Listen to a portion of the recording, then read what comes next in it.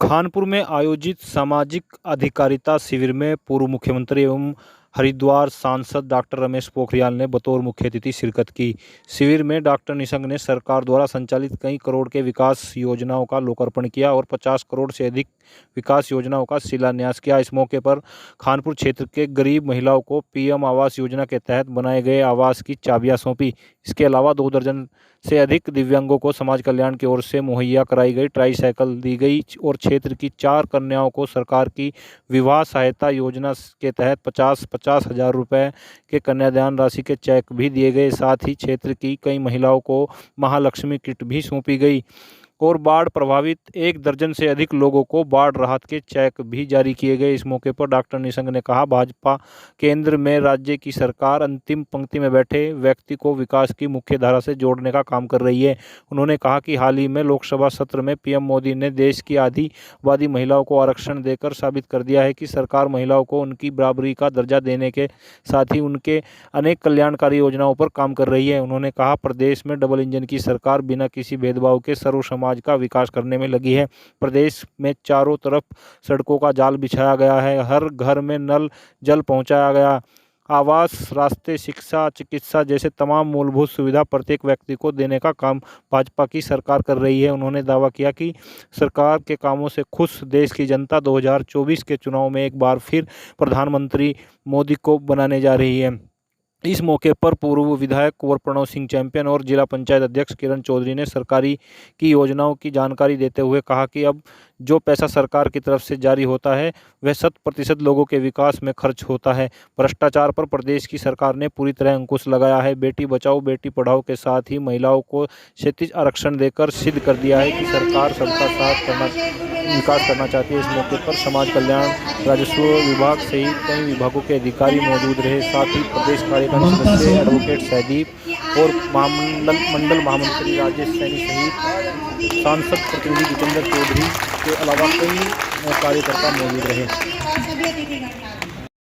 से भी अधिक दिव्यांग जो हमारे भाई और बहन हैं, उनके लिए आपने देखा कि उनको वाई मोटरसाइकिल से लेकर के उनको कानों की मशीन से लेकर बहुत सारे उपकरण दिए हैं। बहुत खुश हैं, आपने देखा कितने खुश हैं लोग।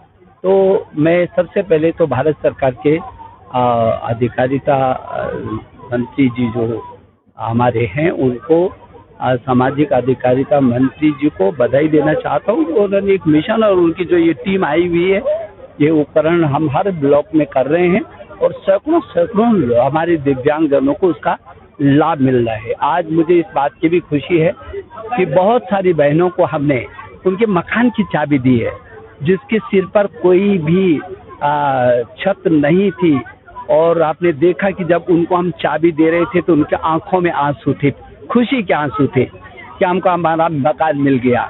और मज़ेदार बात यह है कि उनका जो मकान मिला है, जो मकान बना है, 1,30,000 तो दिए हैं, लेकिन उनको 95 दिन की मजदूरी अपने ही घर में करे उसका भी पैसा दिया है ताकि वो अच्छा मकान अपना बना सके। आज बहुत सारी बहनों को विभिन्न प्रकार की योजनाओं में कुछ पेंशन की योजनाएं हैं। अभी हमने जो यहाँ पर आपदाई थी उसके चेक बांटे हैं। किसानों को 1-1 लाख रुपया बांटा है बिना ब्याज के। जो ऋण है वो बहुत बड़ी संख्या है। तो मुझे लगता है कि आज कानपुर विधानसभा में लोग बहुत खुश हैं और जो दिव्यांग मेरे भाई बचे हुए होंगे उनका भी आज हम रजिस्ट्रेशन आगे सुनिश्चित तिथि करेंगे।